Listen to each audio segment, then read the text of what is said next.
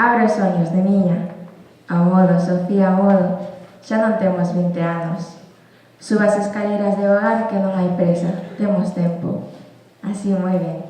Estamos facendo moi ben. Lucía estuda nun colexio de Allariz e unha das galardoadas hoxe no concurso de poesía e relatos curtos Mar de Letras. A segunda edición deste certame que organiza o IES Francisco Soria de Cambados rematou hoxe cunha cerimonia na que se entregaron os premios. Na edición deste ano participaron rapaces do propio instituto, pero tamén de outros puntos de Galicia, como Santiago Monforte. Dende o centro felicitan os participantes por terse atrevido a dalo paso. Escribir na intimidade dun mesmo é unha cousa, pero facelo público é outra moi distinta. É como desnudarse un pouco, tanto os poetas como os escritores, como os músicos, en certo xeito, sí que nos desnudamos un pouco, porque amosamos o que levamos dentro. É dicir, estar espido non é estar sin roupa, é amosar os nosos sentimentos. No centro animan a mocidade a que participen nas vindeiras edicións. Traballamos cunha materia prima espectacular, boísima, e moitas veces, personalmente, teño a sensación de que ou non a aproveitamos dabondo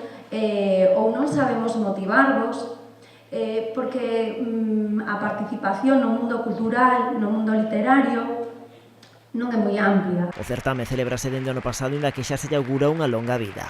Penso que esta segunda edición xa do concurso, da edición deste premio, pois ten unha relevancia simbólica importante, non solamente por celebrar tamén este ano o 60 cabo ano do pasamento de Ramón Cabanillas, sino porque tamén vai consolidando, pois, pensamos que unha iniciativa moi boa que ha de fortalecer tamén a expresión artística literaria na lingua galega, na nosa lingua, non?